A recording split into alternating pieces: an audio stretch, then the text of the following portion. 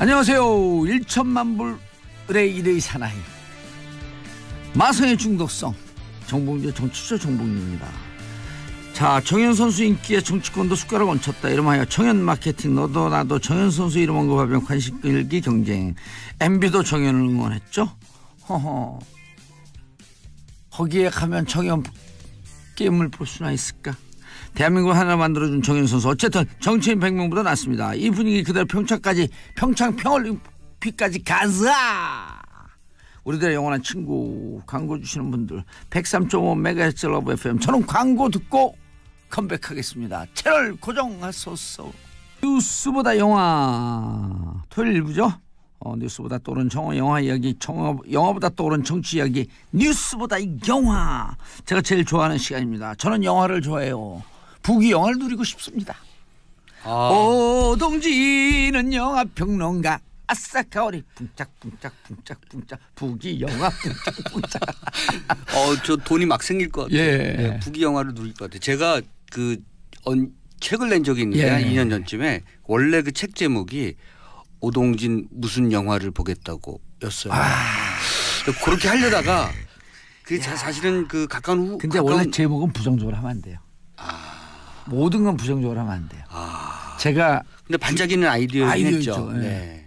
무슨 영화를 보겠다. 이렇게 해야 돼. 오동진 북이 영화를 누리다. 그렇게 긍정적으로. 다음 책은 그렇게. 예. 제가 주위에 우리 암이 있는 사람들이 있거든요. 네네네. 그 사람들 만나고 저를 자주 만나면 이게 희망 바이러스, 긍정의 기운 다 고쳐요, 다. 네. 쾌활하고 웃고 살아야 그러면 건강하다고들 많이 얘기하는데 그러지 못해서 탈이죠. 그러면 우리 대한민국 사람들은 왜 잘 웃지 못하는 줄 아세요? 잘 우울한 줄 아세요? 이게 이제 사회가 문제가 있어서 자살률도 높다 그러는데 기본적으로 이 세상에 고민을 할 정도로 지능지수가 평균으로 너무 높아. 그러니까 아주 위대한 인적 자원임에도 불구하고 또 너무 높으니까 고민이 많은 거예요. 교육 수준이 높잖아요. 교육 수준 높고 머리 좋죠. 그리고 사실은 지난 시대를 통해서 그 교육의 목적이 말씀하신 것처럼 북이 영화였거든요. 그렇죠. 오로지 이기는 거. 거기에만 몰려 있었기 때문에 그 부작용이 지금 좀 나타나는 거죠. 조금 안 배우거나 못 배워도 같이 그 나누고 살 수 있는 그런 사회 구조가 되면 교육 수준이라고 하는 것도 어느 정도 이제 제자리를 찾겠죠. 그렇죠. 이게 예를 들어서 제가 하나 여쭤볼게요. 대한민국 교육의 지표가 뭡니까? 교육의 목적. 옛날에 그 교육 헌장 같은 국민교육 헌장 같은 이거 물어보면 대한민국 사람들 다 대답을 못해. 왜 그런 줄 아세요? 교육의 목적이 없으니까. 그런데 스웨덴 같은 경우는 비판적 시민의 양성. 딱 있잖아요. 좋다. 그러면 서울 시민을 교육하는 목적. 공동체 생활에 대한 협조 하는 좋네요. 시민. 그런 목적을 명문화하는 거 좋네요. 그럼요. 그래갖고 교육의 목적 뭐냐면 원래 있을 거야. 근데 내가 몰라서 그렇죠. 아니요, 없어요. 없습니다. 제가 교육 전문가 아니에요. 저는 여기 나와서 배우는 게 많습니다. 협력하는 시민의 양성. 얼마나 좋아요. 점점 재미없어지긴 하지만 아니요. 협력하는 거는 뭐냐면요. 오늘의 영화 염력하고도 닮아 있다. 요거는 준비한 게 아니라 순간적으로 오신 것 같아요. 짠짠짠. 염력합니다 오늘. 염력합니다. 협력보다 염력. 그렇죠. 교육의 목표. 염력하는 시민의 양성. 비판적 시민의 양성 얼마나 좋아요. 그리고 사실 아까 스웨덴 말씀하셨는데요. 그 스웨덴, 스위스 요 북구가 은근히 2차 대전 그 전후로 해서 나치에 오염된 시절이 있었거든요. 그거에 대해서 그렇죠. 왜냐하면 우리가 북구를 잘 몰라서 거기는 떨어져 있을 거라고 생각했는데요. 거기는 그 당시 1930년대 40년대 두 가지를 선택받았습니다. 하나는 나치즘, 하나는 볼셰비즘. 그래서 대체로 나치즘을 선택한 사람들이 많은 거죠. 그래서 2차 대전에 핀란드 같은 경우도 그랬죠. 그렇죠. 전범들에 대한 그런 그 트라우마가 많아요. 그러니까 그런 시민교육의 목표가 교육의 목표가 비판적 시민의식의 양성 이거 거기서 나타난 것이라고 봅니다. 비판적 시민의 양성이라고 하는 것은 뭐냐면 어쨌든 시민은 흩어져 있지만 권력을 갖고 있는 권력자를 견제하라. 견제하는 시민이에요. 견제와 균형. 견제는 곧 균형을 낳거든요. 내가 철학적이 된 것 같아. 네, Am I philosopher? 네, 점점 뭔가를 준비하시는 것 같아요. 그래요? 퇴근을 준비하고 있습니다. 토요일 오후 퇴근을 준비합니다. 네. 자, 염력 소개해드리겠습니다. 예, 염력. 네, 이게 31일 개봉이니까요. 예. 네. 이제 곧 개봉되겠죠. 며칠 안 남았고요. 연상호 감독이 만들었습니다. 연상호 감독하면 부산행 기억하시죠? 부산행 좀비. 네, 좀비. 야, 전 세계 좀비 영화 중에 가장 압권이에요. 네. 이렇게 재밌는 좀비가. 곧 기억하실지 모르겠습니다만 기차에 끌려가는 좀비 때 그 장면 기억하시죠? 그게 CG가 아니라면서요? 실사와 CG가 뭐 전혀 CG가 아닌 수는 없고요. 네, 실사 그 그래픽을 좀 섞은. 근데 그 끌려가면 아프잖아요. 아니 이제 뭐 전체적인 오브제는 뭐 실사를 좀 찍고 네, 그리고 일부는 또 스턴트를 찍고 거기에 이제 그래픽을 붙이고 복잡한 거 알려고 하시면 영화가 재미없어집니다. 누구라고요? 네, 연상호 감독이고요. 연상호 감독. 네. 저는 그 부산행을 보면서 안도의 한숨을 푹 쉰 게 네. 야, 이런 기발한 아이디어가 순간순간에 이런 장치들이 숨어 있으니까 영화가 재밌는 게 좀비들은 문을 옆으로 열 줄 모르는 거예요. 아하, 네. 들이밀고 그런데 들이대? 들이대 그거 이제 옆으로 문을 열 줄 모르는 것 같다. 네. 그 순간에 너무나 안도가 되는 거야. 음흠. 그리고 중간에 짠한 영화 있었잖아요. 같이 오랫동안 함께 지내던 언니. 언니가 좀비가 되는데 유리창 넘어 저쪽으로 그렇죠. 좀비가 네. 막 돼가는 과정에서 언니가 동생을 보면서 눈물을 쭉 흘리잖아요. 네. 그러니까 이제 그 부산행의 그 당시 인기는 이른바 이제 국가 바이러스 아니겠습니까? 한 국가 내, 그러니까 한국이라는 국가 내에 그 원인을 알 수 없는 바이러스가 퍼지고 그게 뭐 물론 뭐 어느 중견 회사에 오염된 뭐 이렇게 얘기가 전개되긴 하지만 기본적으로는 이유와 원인이 불분명한 바이러스거든요. 그 당시 정치적 상황이 그랬어요. 그러니까 국가 바이러스, 그러니까 국가가 만들어내는 국민들을 좀비로 만드는 그런 바이러스는 무엇인가 이런 것에 대한 메타포가 강한 작품이어서 부산에 굉장히 인기를 모았었고요. 그리고 그거는 옛날에 나왔던 그 설정 플롯은 괴물하고 좀 비슷했었죠. 그렇죠. 네. 우리 안에 괴물이 있다. 그렇죠. 우리 안에 그런데다가 뭔가가 또 그 미팔군에서 흘러나온 그렇죠. 네. 독성 물질이 괴물을 만들어내고 대부분 이제 영화가 설정의 개연성을 좀 분명하게 해야 되기 때문에 그 강하게 그런 그 원인을 넣을 수도 있고 괴물이나 이 영화처럼 살짝 넣을 수도 있죠. 부산행처럼. 어쨌든 연상호 감독은 원래 애니메이터 그러니까 애니메이션 감독이었습니다. 그래서 돼지의 왕 같은 작품 만들었고요. 원래 국내에서 애니메이션을 만든다는 것은 뭐랄까요. 무모한 짓이거든요. 왜냐하면 애니메이션을 기획하고 그걸 밑그림 작업을 하고 그리고 다시 이제 영화로서 작업을 해내는 과정 자체가 굉장히 오래 걸리고 5년에서 7년 이렇게 걸릴 수도 있고요.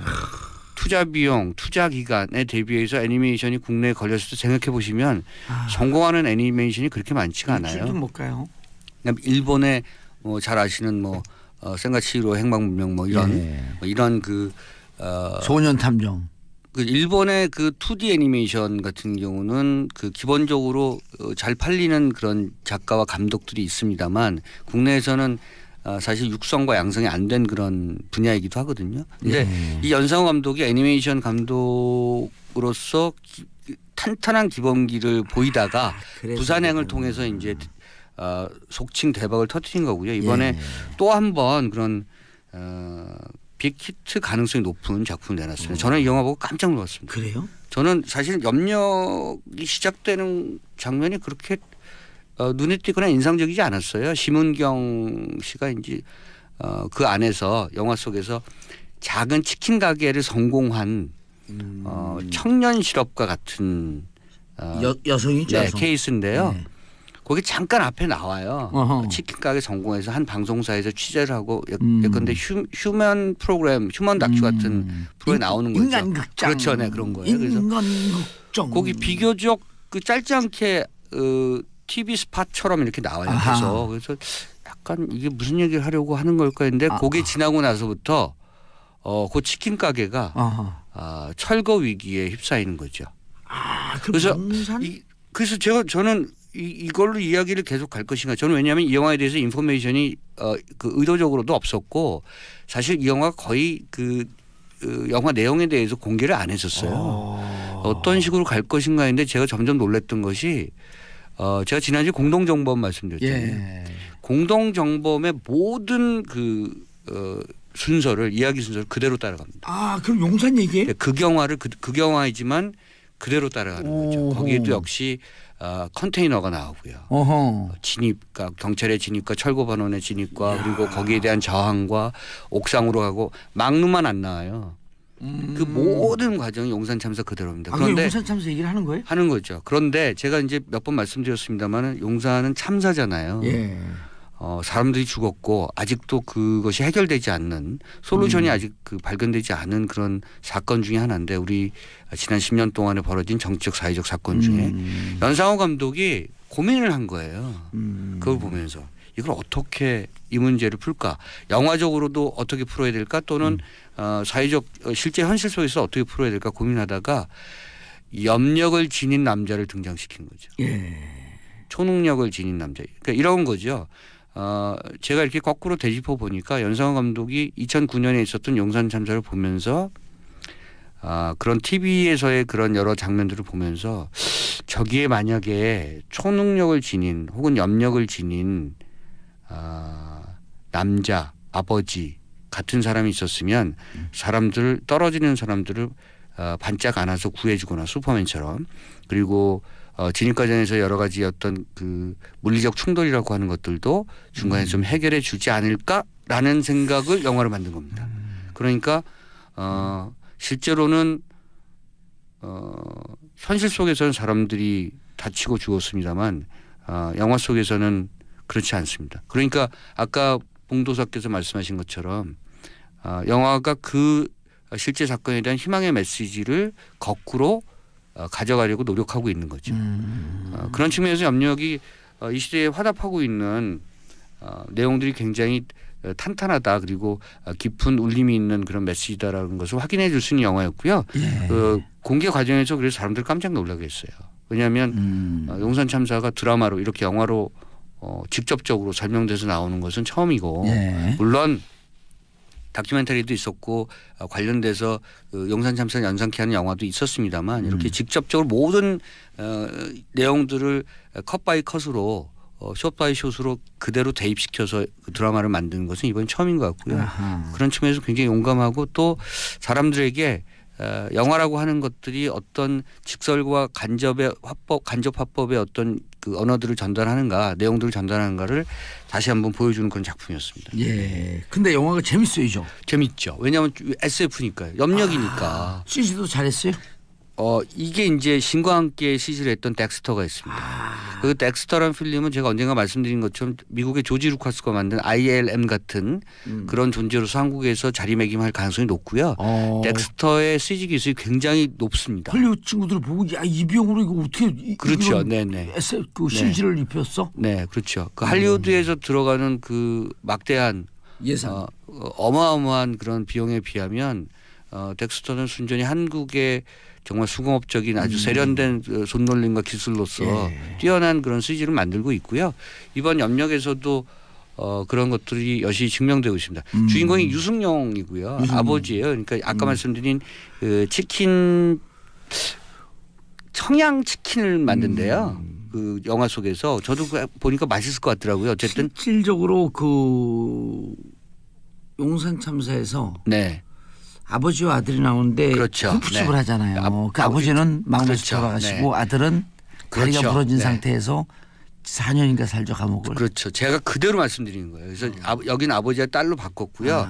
딸이 치킨집을 하는데 그 아버지는 일찍 사업이 실패해서 딸을 버리고 갔어요. 아하. 그래서 딸이 엄마랑 같이 치킨집을 하다가 어머니가 그 철거반원들에게 사실상 물리적 충돌에 의해서 돌아가시게 되고 그 장례식장에서 우연히 아버지한테 연락을 했고요. 우연히는 아니고 오랜만에 연락을 했고 아버지가 이제 다시 와서 그 광경 모두를 목격하게 되는 거죠. 아버지는 굉장히 처음에는 이 딸이 예를 들어서 철거반원에 맞서서 싸우는 것을 인정하지 않거나 뭐 사실은 그런 것에 대해서 무모하다고 생각하는 그런 사람이었고요.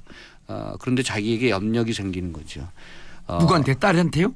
아버지한테. 네, 딸을 버리고 간 아버지. 지금은 사업을 실패하고 어느 한 건물 관리인 경비원으로 살아가는 아주 영세 소수민으로 살아가는 아버지고 그리고 그러다 보니까 강팍하게 되고 딸의 입장을 정치적으로 이해하지 못하게 되다가 점점 더 사실 그쪽이 동화되는 거죠. 마치 예전에 1980년대에 우리 저 도사님께서 보셨던 막신고리끼의 어머니 같은 거죠.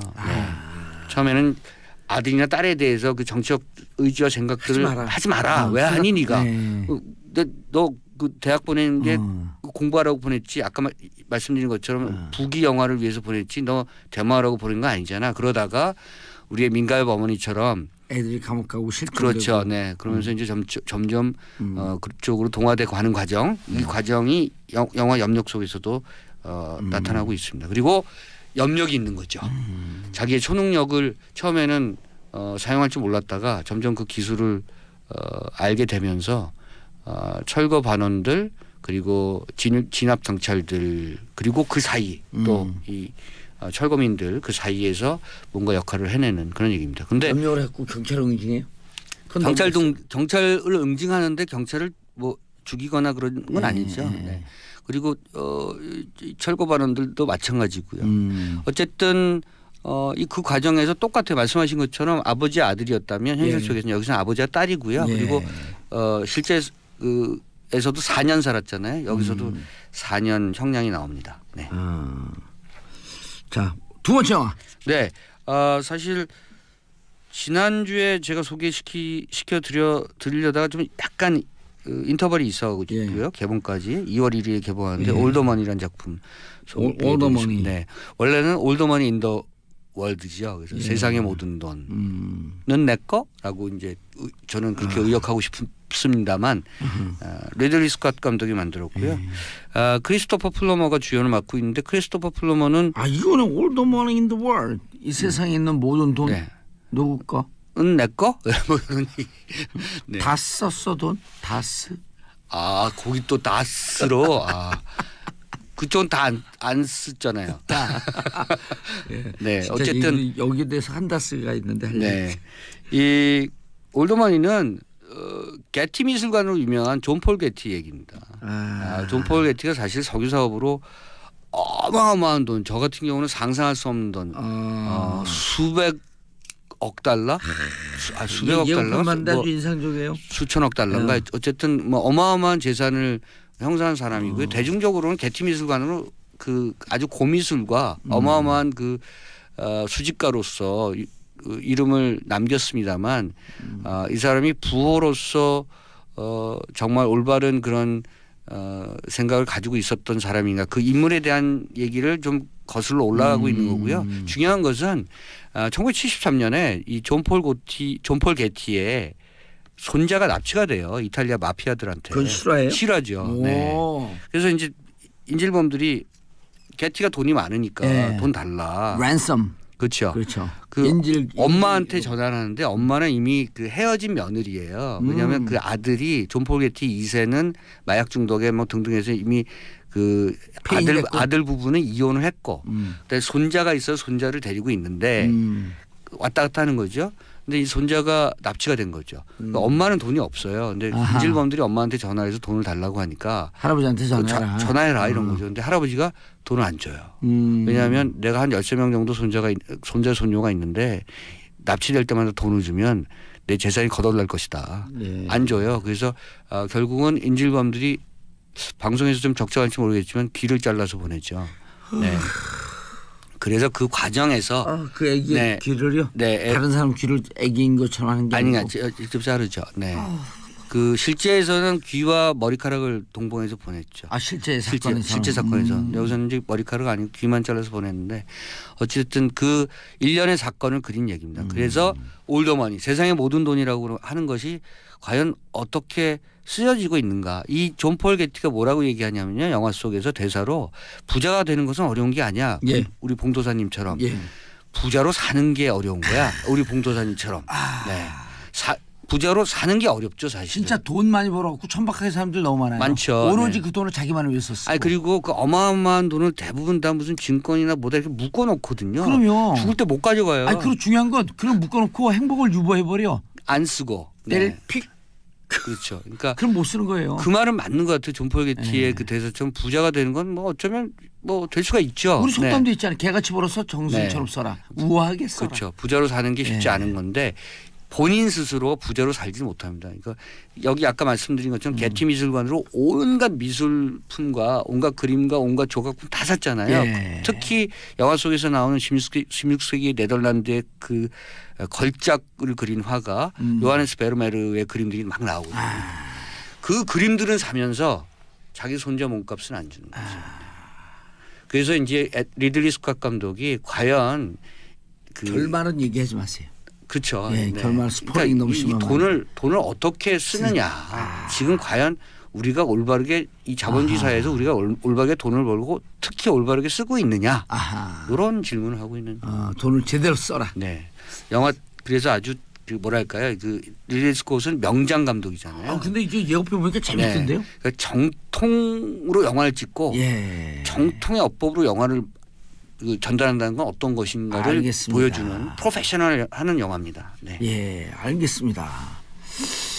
자, 오동희 평론가님 인사하시고요. 네, 다음 주에 뵙겠습니다. 예, 네. 저는 광고 듣고 2부 경제 정치쇼 토요일 2부 순서입니다.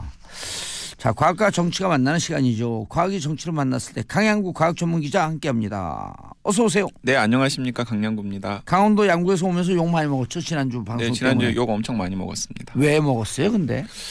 아마 이제 유시민 작가 팬들도 많았을 테고 그리고 또 많은 분들이 이제 그 가상화폐 투기 광풍에 대해서 걱정을 하시는 분들도 계시기 때문에 투기 광풍 우리가 걱정 안 했어요. 우리도 같이 걱정했죠. 네, 저희도 안 걱정을 안 한 거죠, 건 그런 아닌데. 게. 근데 이제 다만 이제 저는 그 지난 방송 토론 때 나와가지고 가상화폐랑 그리고 블록체인 기술을 분리할 수 있다라고 강하게 주장을 하셨는데 그 주장만 우리가 그 주장을 중심으로 들여다본 거예요. 그건 사실이 아니다라고 말씀을 드렸고요. 아마 그 경제부총리도 그게 분리할 수 없다라고 또 얘기하셨더라고요. 그리고 또 아마 이 관련 기사라든가 자료들을 꼼꼼히 찾아보시면 강양구 기자가 얘기한 게 맞았구나라고 다들 아실 거라고 생각합니다. 그 오늘 제가 준비해온 주제랑도 관련이 있어서 그 간단하게 말씀을 드리면 그 욕을 먹으면서 생각을 해보니까는 황우석 사태 때. 그러네. 네, 황우석 사태 때 이제 제가 지금 MBC 사장된 그 최승호 PD 등등이랑 같이 최승호 PD는 황우석 문제가 있다고 얘기했었죠. 있다고 얘기했고 이제 결국에는 PD 수첩이 보도를 못했는데 제가 이제 최초로 황우석 박사 논문이 가짜라는 걸 특종을 했었거든요. 그때 이제 욕을 엄청나게 먹었었는데 딱 그 즈음에 이제 당시 국회의원이었던 유시민 작가가 과학도 일도 모르는 기자가 황우석 박사 연구에 이러쿵저러쿵 하는 게 말이 되느냐라는 얘기를 하면서 이제 황우석 박사 편을 들었었어요. 근데 그때도 결국에는 제가 맞았잖아요. 그렇죠. 아마 이것도 결국에는 제가 맞을 거라고 생각하고 네, 일단 뒤끝은 여기서 끝내고 아니요. 제가 하필이면은 우리 뒤끝 장님 저 뒤끝 긴 사람 좋아해요. 네, 2005년 얘기를 이제 꺼내는 건 뭐냐면 당시에 황우석 박사가 하려고 했었던 게 인간 배아 복제를 성공했었다고 거짓말을 쳐가지고 이제 전 그때는 세계 뻥이요였잖아요. 자, 귀 막으세요. 뻥이요. 네, 그런데 이제 그 뒤에 이제 그 미국에서 이제 그 황우석 박사가 이제 시도했던 걸 이제 몇 년 전에 이제 성공을 시켰고요. 그리고 목요일 새벽에 전 세계에 깜짝 놀랄 만한 소식이 중국발로 전해졌습니다. 아마 과학에 관심 있으신 분들은 이번 주에 핫 과학 뉴스였기 때문에 다들 아실 텐데 중국에서 세계 최초로 원숭이 복제에 성공을 했어요. 예? 원숭이 복제에 성공을 했습니다. 영장류죠. 네. 그러니까 사람도 포함되어 있고 침팬치, 보노보, 오랑우탄 같은 유인원도 포함되어 있고 원숭이까지를 다 포함해서 영장류라고 하는데 어쨌든 멀다면 멀고 가깝다면 가까운 동물인데 원숭이가 사람이랑 어쨌든 그 원숭이 복제에 중국에서 성공을 했습니다. 그래가지고 셀이라고 하는 사이언스 네이처와 함께 가장 세계적으로 유명한 저널에 이제 어제 목요일자로 발표가 되었죠. 근데 그렇게 복제하면 그게 애기로 나와요? 어떻게 나오는 거예요? 애기로 나오는 거죠. 이제 그 도대체 복제라는 게 어떻게 이루어질까에 제가 그 설명을 좀 드리면은 보통 원숭이도 그렇고 사람도 그렇고 뱃속에서 자라잖아요. 네, 그러니까 정자와 난자가 만나는 거죠. 그런데 이제 정자에 절반이 들어 있고 유전자에 난자의 유전자의 절반이 들어있고 그 정자와 난자가 만나서 유전자 한 벌에 완성이 되는 거죠. 그걸 이제 수정란이라고 하는데 그 수정란이 보통 원숭이 암컷 혹은 여성의 자궁에 착상이 되어가지고 거기서 이제 태아가 되고 점점 자라가지고 이제 임신 주스를 채우면은 이제 태어나는 게 원숭이 아기고 사람 아기이지 않습니까? 그게 이제 정상적으로 이제 한 사람 한 개체가 태어나는 과정인데 이 동물 복제를 하는 사람들은 난자가 들어있는 난자도 세포기 때문에 그 안에 핵이 들어있거든요. 근데 그 핵에는 유전자가 반밖에 안 들어있어요. 그런데 그 핵을 복제하려고 하는 어떤 대상의 체세포가 가지고 있는 핵으로 바꿔치기를 하는 거예요. 이해가 잘 안 되는데. 난자 안에는 유전자가 절반만 들어있는 핵이 들어있어요. 근데 예를 들어서 봉도사님을 복제를 하려고 그래요. 그럼 봉도사님 몸에는 수많은 세포로 이루어져 있잖아요. 봉도사님이. 근데 그 세포 하나하나에는 봉도사님의 유전자 한 벌을 온전히 가지고 있는 핵이 다 들어있거든요. 그 핵을 빼가지고 난자에다 넣는 그 거? 난자의 핵을 제거한 상태의 그 빈 공간에다가 그 핵을 대신 집어넣어 주는 거예요. 그러면은 그 난자는 정자를 만나지 않고도 한 벌의 봉도사님 한 벌의 유전자를 가지고 있는 세포가 되는 거죠. 그걸 이제 여러 가지 화학적인 처리를 해서 조금씩 밖에서 키워요. 그러니까 일테면 초기 인큐베이터에서 맞아요. 조금씩 키운 다음에 영화 엘리언 이런 데 보면 주머니 안에서 이렇게 자라고 있잖아요, 뭔가. 네, 그걸 조심스럽게 대리무 그러니까 자궁에서 그걸 키울 수 있는 암컷이나 혹은 뭐 사람이라면 여성이겠죠. 자궁에다가 착상을 시킵니다. 그 다음에 키워가지고 태어나게 하면은 그게 바로 복제 원숭이 뭐 혹은 사람한테 적용하면 복제 인간이 되는 거죠. 옛날에 아일랜드라고 하는 영화가 있었는데. 네, 그거랑 굉장히 이제 비슷한데 그 전에 이제 아일랜드 영화 얘기하기 전에 제가 이제 좀 과정을 살펴보면 1996년에 이제 세계 최초로 복제형 돌리가 탄생이 됐어요. 기술은 똑같아요. 방금 제가 얘기한 기술이 그대로 적용이 된 거고요.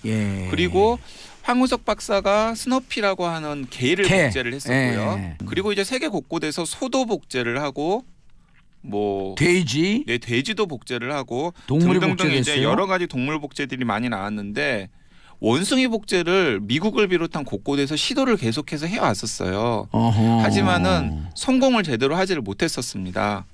여러 가지 이제 이유 때문에 성공을 하지 못했었는데 이번에 이제 중국이 이제 세계 최초로 원숭이 복제에 성공을 함으로써 드디어 사람과 가장 가까운 포유류 중에 하나인 원숭이까지도 복제할 수 있는 시대가 되었던 거죠. 애기 원숭이로. 네, 클로닝, 몽키 그리고 차이나 같은 키워드를 가지고 지금 이 순간에도 이제 구글에서 검색을 해보면은 굉장히 귀여운 이제 아기 원숭이 두 마리가 이제 막 눈을 막 크게 뜨고 이렇게 보는 사진들을 볼 수가 있습니다. 야, 그럼 이제 이렇게 되면 궁금한 게, 휴먼 빙, 인간도 복제가 되는 것 아닌가? 근데 이제 이미 많은 과학자들이나 전문가들이 이런 얘기들을 많이 하시는데 사실 과학자들은 이제 두 가지 파로 나뉘는 것 같아요. 하나는 인간 복제까지 가기에는 아직까지도 기술적인 장벽이 많이 남아 있다라고 생각하는 쪽이 한쪽에 있고요. 원숭이하고 DNA가 무슨 차이가 있겠어요? 있고요. 한쪽에서는 이제 또 한쪽에서는 굉장히 조심스럽긴 합니다만은 사실 원숭이까지 복제할 수 있는 마당에 인간 복제를 할 수 있는 기술적인 장벽은 거의 다 제거된 것으로 봐야 되지 않느냐라는 견해도 있습니다. 근데 다만 왜 인간 복제를 하지 않느냐면은 이것은 기술적인 장벽의 문제라기보다는 윤리적인 정치 사회 윤리적인 장벽에다가 그리고 또 심지어는 약간 이제 비용 효율의 문제이기도 하죠. 인간을 복제해서 도대체 뭘 할 거냐. 그런 여러 가지 문제들을 무릅쓰고 굉장히 많은 자원을 들여서 인간을 복제하는 게 무슨 필요가 있느냐. 그러니까 이 기술적 장벽이 제거되었다라고 생각하는 분들은 인간 복제는 의지와 자원의 문제다. 그렇다면 이건 역으로 생각해 보면 이렇게 생각할 수도 있는 거죠. 시간의 문제다. 누가 강한 동기를 가지고 있어요. 인간을 복제해야 되겠다는. 아일랜드. 네, 강한 동기를 가지고 있고 그리고 또 거기에 엄청나게 그냥 화수분처럼 돈을 줄 수 있는 페트론이 있다면 어디선가 인간 복제의 시도를 할 수 있고 심지어는 성공할 수도 있을 거라고 주장을 하는 사람들도 있는데 저는 생각을 해보면 사실 원숭이 복제도 거의 불가능에 가깝다라고 생각하시는 분들이 몇 년 전만 해도 있었거든요. 예. 근데 결국에는 원숭이 복제가 성공을 했잖아요. 그렇다면은 제가 생각하기에는 진짜 인간 복제도 기술적 장벽은 거의 다 제거된 게 아닌가라는 생각이 들고 그러면은 이제 좀 끔찍한 여러 가지 생각들을 많이 하게 되는 거죠. 야, 이런 학설도 이제는 한번 생각해 볼 만하네요. 수천 년 전, 수만 년 전에 네. 저 먼 우주의 별에서 멸종 위기에 처했던 인간이 네. 자기들과 똑같은 환경의 지구를 찾아서 네, 여기 네. 와갖고 인간을 복제해놓고 떠났다라는 만화책도 네네네. 그냥 전혀 근거 없는 게 아닐 수도 있겠는데. 아니 그리고 실제로 그런 식의 이 창조 신화를 믿는 종교 집단 같은 것도 있잖아요. 내 종교 사이비 종교가 되는 네, 그런 종교 집단도 있는데 저는 뭐 그거는 이제 상상의 영역이라는 생각이 들고요. 오히려 지금은 더 좀 저희가 생각해봐야 될 것은 뭐냐면 저는 진짜 아일랜드 같은 일 가능할 것 같습니다. 예를 들어 제가 저를 복제를 해요. 네. 그럼 저하고 의식이 똑같을 거 아니에요. 의식은 똑같지 않죠. 그러니까 복제 인간을 생각할 수 있는 가장 손쉬운 비유는 뭐냐면은 시간차를 둔 쌍둥이라고 생각하면 돼요.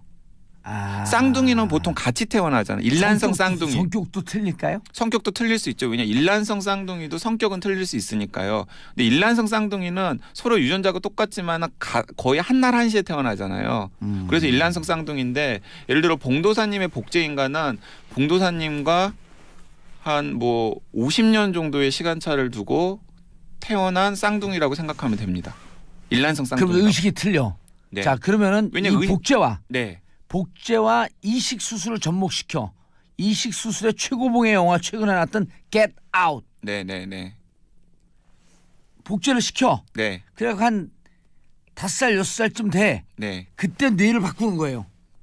그럼 내 의식이 그쪽으로 갈 거 아니야. 자, 근데 이제 그건 이제 뇌를 또 이식하는 것도 그건 또 굉장히 복잡하고 제가 언제 한번 다뤄볼 법한데 굉장히 복잡한 이슈고 아니 이 뇌에 있는 모든 지식을 넘길 수 있는 그러니까 어른의 뇌나 어른의 장기를 아이들한테 이식하는 것도 굉장히 위험한 일이거든요. 예, 그러니까 메모리만 넘길 수 있는 건 뭔가 그건 이제 굉장히 이제 먼 미래나 혹은 이제 아니 20년 뒤일 것 같은데 난 그렇게 멀게 안 봐요. SF의 영역일 것 같고요. 근데 저는 이제 아일랜드 같은 영화가 가능하다라고 생각하는 이런 건 가능할 것 같아요. 예를 들어서 봉도사나 혹은 봉도사님보다 더 나이가 많은 어떤 분들이 있는데 굉장히 본인이 돈이 많단 말이에요. 이제 미래의 어느 시점이긴 하겠지만 돈이 굉장히 많아요. 그렇다면은 항상 이제 자기가 어떤 불치병에 걸려가지고 혹은 사고 등등으로 뭔가 장기가 훼손되거나 아니면 목숨을 잃을 수 있는 가능성에 대해서 걱정을 할 것 아니에요. 그럼요. 마치 예전에 진시황이 그랬던 것처럼. 더 살고 싶은 욕망. 네. 네덜란드래. 아일랜드에서도 네. 그런 욕망 때문에 그렇게 된 거 아니에요. 이제 이런 게 가능할 수 있죠. 어떤 게 가능하냐면 한 20살, 30살 정도가 되었을 때 자기가 자기 복제 인간을 하나 만들어 놓는 거죠. 그리고 그 복제 인간만을 수용하는 어떤 기관 같은 곳에서 그 복제 인간을 이렇게 양육하는 거죠. 무서워. 그러다가 자기가 어떤 장기가 필요할 때 자기의 그 복제 인간을 픽업해 가지고 장기만 적출을 한 다음에 그 복제 인간은 죽이는 그런 식의 일들이 이제 영화도 있었고 작년에 이제 그 노벨 문학상을 받은 가주오 이시구로라고 하는 일본계 그 영국 작가가 쓴 나를 보내지 마라는 소설이 있거든요. 그 소설에서도 바로 그런 용도로 길러지는 복제 인간들이 주인공인 소설인데 이제 이런 게 소설 속이나 영화 속의 상상력이 아니라 현실에서도 충분히 어떤 곳에서 가능해지도록 하는 기술이 제공이 되었다라고 생각할 수 있을 것 같습니다. 그러니까 사실 굉장히 저희가 무섭다. 여러 가지 면에서 좀 경각심을 가져야 될 일이라는 생각은 들어요. 근데 중국에서 최초로 기술 개발했단 말이에요. 근데 이제 영국이나 네덜란드 이런 데 영장류 실험을 아예 금지시켰다고 네, 맞습니다. 해요. 이게 이제 많은 사람들이 이제 어제 목요일 날 이제 연구 결과가 나온 다음에 뭐 목요일, 금요일, 어제까지 이제 굉장히 많은 이제 코멘테이션이 이제 나오고 있는데 중국에서 원숭이 복제가 가능했던 가장 중요한 이유를 1순위로 꼽는 게 뭐냐면 중국 연구진의 기술도 굉장히 발달해 있었다라고 하지만 그거보다 더 의존해 두는 게 지금 전 세계 영장류의 실험에 필요한 전 세계 원숭이의 90%를 중국에서 공급을 하고 있거든요. 아하. 네. 그리고 심지어는 유럽의 여러 나라들은 아예 그냥 영장류 실험을 아예 금지를 하고 있잖아요. 원숭이 동물 실험을 금지를 하고 있단 말이에요.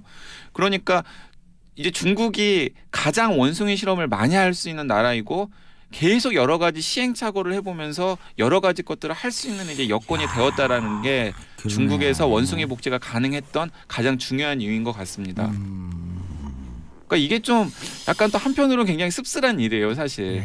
중국에서 이번에 원숭이 복제를 하기 위해서 굉장히 많은 시행착오를 거쳤던 것으로 알려져 있거든요. 그리고 어쨌든 원숭이 복제에 대해서 세계 최고의 기술을 갖게 된 거 아니에요. 그렇죠. 근데 그 과정에서 이제 엄청나게 많은 원숭이들이 이제 학대가 되었을 테고 그래서 그것 때문에 이제 인간 복제에 대해서 회의적인 시각을 가지는 사람들은 바로 그것 때문에 되게 인간 복제가 불가능할 거라고 생각을 합니다. 왜냐하면 인간 복제를 성공시키기 위해서도 마치 중국에서 수많은 원숭이를 희생시키고 난 다음에 원숭이 복제에 성공을 했던 것처럼 인간 복제가 성공하려면 수많은 인간들을 희생시키고 나서야 성공할 것 아니에요. 근데 그런 일이 어쨌든 간에 문명화된 세계에서는 불가능하니까. 그러니까 예를 들면 아주 저소득 국가 어렵게 사는 나라에 가서 그들을 희생하면서 인간 복제 실험이 벌어질 위험성이나 가능성이 열려 있기에 그럴 수는 있죠. 영장류 실험에 대해서 애당초 막자 이걸. 네. 큰일 난다 이거. 근데 이제 그거는 이제 쌍으로 생각을 해봐야 되는 건데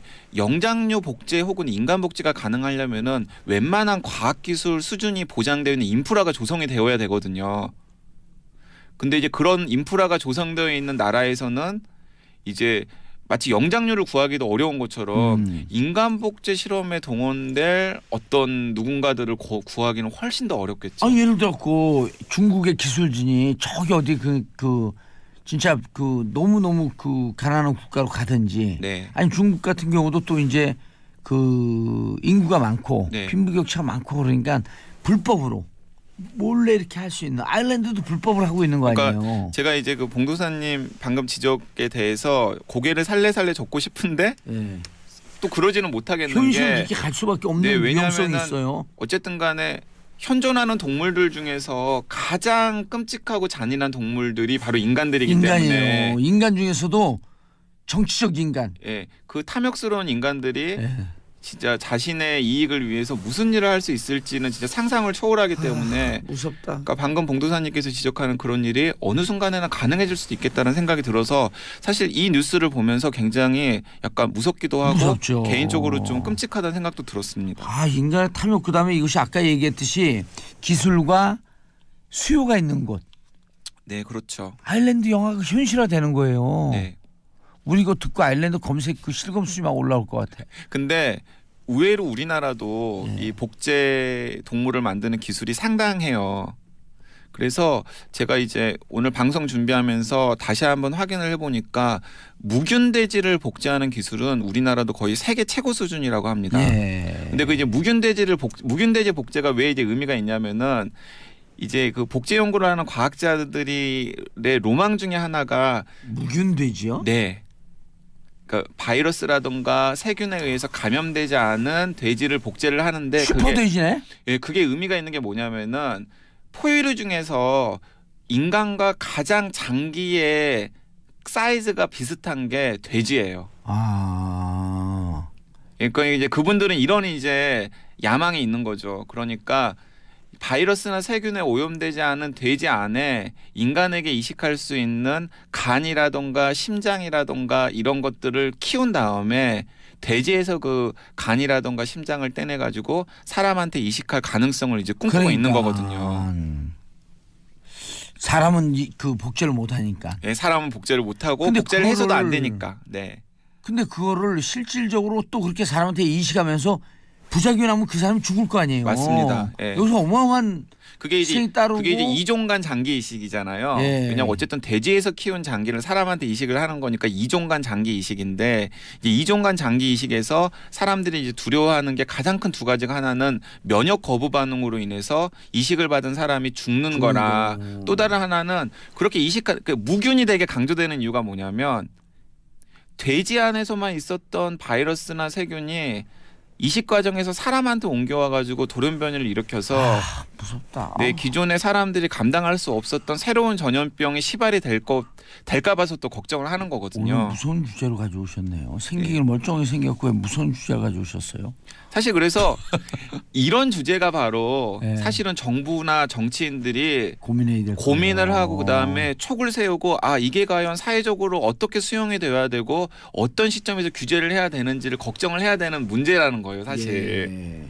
아까 난자를 빼고 완벽한 뭐를 넣는다 그랬어요? 난자에 유전자가 반만 들어있는 핵을 빼고 핵. 거기서 이제 완벽하게 유전자가 완성된 완벽하게 유전자를 가지고 있는 체세포의 핵을 집어넣어 체세포의 핵을 가지고 넣어서 그걸로 수정단을 만들어서 착상을 시켜가지고 키우면 그게 이제 복제 동물이 완성이 되는 거죠. 근데 저는 거기서 이제 한 발 더 나가갖고 이 완성된 핵을 넣으면서 이 핵에서 무균질 핵을 만드는 거예요. DNA 분석 그 핵을 DNA 분석한 다음에 이 사람이 암에 걸린 병력이 있다든지 무슨 정신질환 병력이 있다든지 이런 것을 미리 DNA에서 제껴놓고 자, 그게 바로 제가 몇 달 전에 같이 유전자 가위 얘기했었잖아요. 유전자 가위 거기서 딱딱 잘라놓고. 예, 그러니까 유전자 가위를 가지고 난치병을 치료하겠다라는 과학자들의 비전이 방금 봉도사님께서 말씀하시는 딱 그 부분이에요. 나 그냥 이 기회에 아예 과학자나 될까? 아직도 이제 이미 때가 늦으신 것 같은데요. 아니요, 그런데 뇌를 복제해서 아주 기억력이 좋고 우수한 뇌를 IQ 2000짜리 뇌를 넣는 거 여기다가. 근데 노력하면 이 정도는 되실 것 같아요, 봉도사님이. 과학을 제일 잘 이해하는 정치인 혹은 상상력이 제일 풍부한 정치인. 뭐 이 정도는 가능할 것 같습니다. 원래 이 출마 오를 때 정치적 상상이 풍부한 사람 무조건 이겨요. 네. 예, 상상력은 전용 작가가 그랬잖아요. 네. 젊음은 곧 상상력이다. 상상력을 잃는 순간 젊음은 사라지는 것이다. 여전히 꿈을 꾸고 계시나 보죠? 저요? 네. 어젯밤 꿈 많이 꿨어요. 깜놀 꿈, 깜놀 꿈. 근데 오늘 무서운 얘기인데 너무 궁금해. 오늘 이 방송 들으신 분들 아일랜드라고 하는 영화 검색해서 다운받았고 한번 그리고 보시면. 또 가조 이시구로라는 작년에 노벨 문학상을 받은 작가가 쓴 나를 보내지 마라는 소설도 한번 읽어보시면 좋을 것 같습니다. 알겠습니다. 자, 토요일 순서 자 마무리하고요. 인사하세요. 네, 강량구였습니다. 감사합니다. 편을 사랑하는 국민 여러분 감사하고요. 저는 월요일 오전 10시 5분에 찾아옵니다. 땡큐.